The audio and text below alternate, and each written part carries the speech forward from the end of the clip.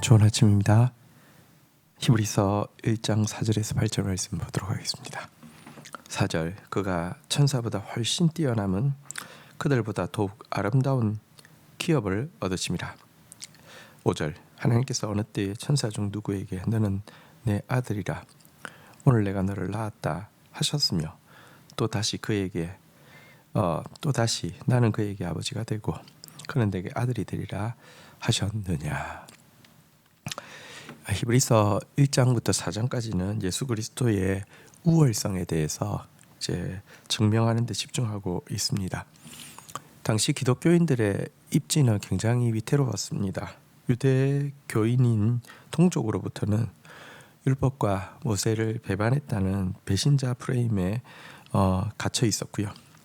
정치적으로는 메시아 사상을 통해서 사회를 혼란케 한다는 누명을 쓰고 있었기 때문에 동족들에게도 또 로마 당국에게도 혹독한 박해를 받고 있었습니다.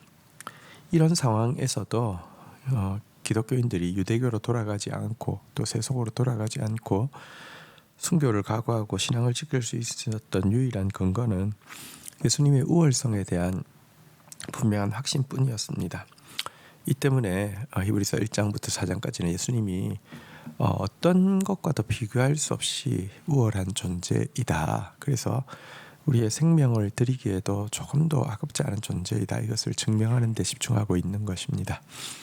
제일 먼저 이제 그 비교하여서 예수의 우월성을 증명하는 대상은 천사입니다. 사실 유대인들에게 있어서 천사에 대한 신앙은 굉장히 컸습니다. 모든 피조물 중에서 어뜸이고요. 사실 어떤 의미에서 선지자보다도 천사가 더 우월하다, 이런 개념을 유대인들은 가지고 있었습니다. 하지만 이 히브리서의 기자는 예수와 천사를 비교하면서 먼저 예수 그리스도의 그 신분의 우월성에 대해서 이야기합니다. 사실 천사라는 단어 자체가 하나님의 심부름꾼이라는 뜻이잖아요. 근데 예수님은 하나님의 아들이라는 이름을 받았습니다. 사실 하나님의 아들이라는 이 신분은요, 신성으로서도 하나님의 아들이시지만 인성으로, 다시 말하면 이 세상에 인간과 똑같은 몸을 입고 오신 인성으로, 그래서 인간과 똑같은 몸을 입고 왔기 때문에 사실 천사보다는 더 비천해 보일 수도 있는데요, 인성을 가지신 그분이 인성을 가지고도 하나님의 뜻대로 온전한 삶을 사심으로 말미암아, 오늘 여기 보니까 너는 내 아들이라 그랬는데, 이 말은 하나님께서 이제 그를 신성으로서 하나님의 아들이시기도 하지만 인성으로서도 하나님의 아들이심을 증명했다, 이런 뜻입니다. 그래서 너는 내 아들이라 하고 나서 오늘 내가 너를 낳았도다, 이렇게 이야기하고 있는데요, 여기 낳았다는 말은 생리적인 출산이 아니라 임직을 가르치는 것이 조금 더 정확한 표현입니다. 그래서 너는 내 아들이라, 오늘 내가 너를 내 아들임을, 그러니까 천사와 비교할 수 없는 내 아들임을 내가 임명한다, 내가 선포한다, 이런 의미를 가지고 있는 것입니다. 그래서 천사와는 비교할 수 없는 신분상의 존재라는 것입니다. 뿐만 아니라 이 그 5절 하반부에 보니까 또다시 나는 그에게 아버지가 되고 그는 내게 아들이 되리라 그랬는데, 여기서는 앞에서는 그분의 신분 자체가 우월함을 천사와는 비교할 수 없는 하나님의 아들로 인정받은 그 신분을 이야기한다고 하면, 뒤에 나는 그의 아버지가 되고 그는 나의 아들이 되리라, 이것은 부자간에 누리는 친밀성을 이야기합니다. 천사 중 누구도 하나님을 아버지라 부르며 아버지와 아들로서의 친밀성을 누릴 수 없습니다. 그러나 예수 그리스도는 하나님의 아들이시고 아버지에게 아들이 나아가듯이 또 아들에게 아버지가 다가오시듯이 이와 같은 친밀한 관계를 가지고 계신 분이다, 이렇게 먼저 비교를 하고 있는 내용입니다. 6절입니다. 또 그가 맏아들을 이끌어 세상에 다시 들어오게 하실 때에 하나님의 모든 천사들은 그에게 경배할지어다 말씀하시며, 7절, 또 천사에 관하여는 그는 그의 천사들을 바람으로 그의 사역자들을 불꽃으로 삼으신다 하셨으되. 자, 예수 그리스도와 천사의 차이를 다시 한번 비유하면서 이제 나누고 있는 내용은 무엇이냐고 하면요. 이처럼 뛰어나신 이름을 가진 예수 그리스도의 재림의 때에 모든 천사들은 굽혀 경배할 것이다라고 이야기를 하고 있습니다. 그는 경배받으실 하나님이시고요. 천사들은 아들에게 경배해야 될 피조물이라는 것입니다. 근데 여기 보니까 예수님의 재림의 때에 그의 맏아들을 이끌어 세상에 들어오신다 이렇게 이야기하면서 예수님의 신분에 대해서 맏아들이라는 단어를 썼는데요. 사실 예수님에 대해서 아들이라고 쓸 때 쓰는 표현이 두 가지가 있는데 하나는 독생자이고요. 하나는 맏아들입니다. 독생자란 예수님께서 하나님의 유일하신 아들임을, 그러니까 예수님과 같은 이렇게 신분으로서의 아들은 없다는 사실을 독생자라는 단어가 보여주는데요. 맏아들이라는 단어는 동생이 있다는 뜻이잖아요. 이건 무슨 의미냐고 하면 하나님께서 사실 인간을 지으실 때 인간을 천사보다 더 뛰어나게 지으셨어요. 천사에게 없는 영화와 종기를 주셨어요. 근데 죄로 말미암아 그것을 다 상실하게 되었는데 예수 그리스도를 보내심으로 말미암아 우리를 다시 한번 예수님의 친동생들로 삼으심으로 말미암아 예수님이 맏형님, 맏오빠가 되고 우리는 그의 동생들이 되게 해주셨다라는 의미를 가지고 있습니다. 그래서 우리가 마지막 날에는 정말 우리가 부족하지만 예수 그리스도 안에 있는 자들은요, 천사들이 예수님께 경배하듯이 우리를 수종들게 될 것이라는 것이 성경에서의 가르침입니다.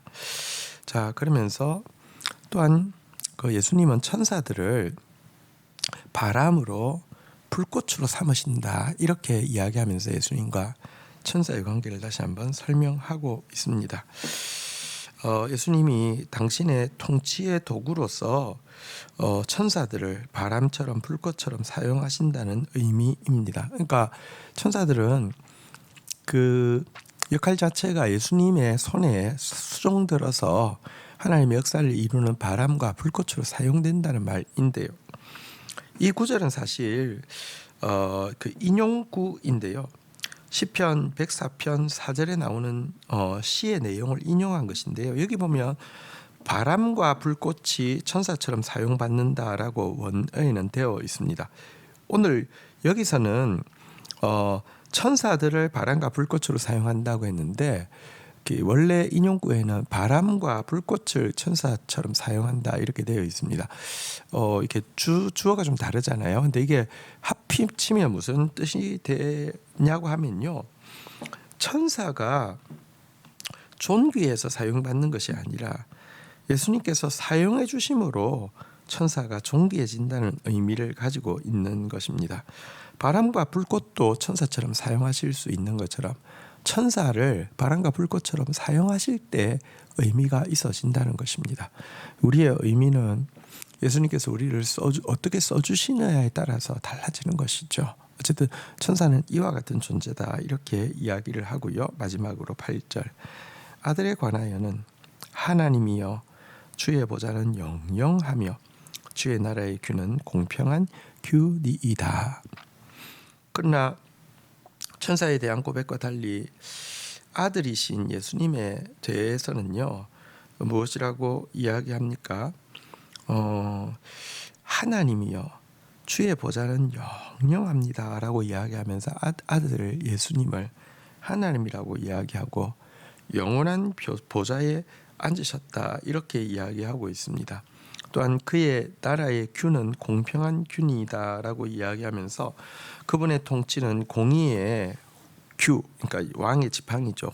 따로 홀이라고 다른데요. 공의의 홀, 공의의 규를 가지고 통치하시는 주인이시다 이렇게 이야기를 하고 있는 것입니다. 천사는 심부름꾼이라고 하면 예수님은 그 통치의 주인이 되시고요. 천사는 부림받는 자라고 하면 예수님은 하나님이 되신다 이렇게 이야기를 하고 있는 내용입니다. 여러분, 예수를 얼마나 크게 보느냐가 우리의 신앙을 좌우합니다. 때때로 우리가 믿음이 적어지게 되면 예수가 정말 작아지게 됩니다. 그러나 실상 예수님은 너무 큰 분이십니다. 예수님을 가장 큰 분으로 알고 신앙생활을 하는 것이 정말 놀라운 축복이죠. 그런 축복을 저 여러분들이 이 성탄의 계절에 충만히 누리시기를 주의 이름으로 축복합니다. 주신 말씀 붙잡고 기도하며 나가도록 하겠습니다. 하나님 아버지 감사합니다.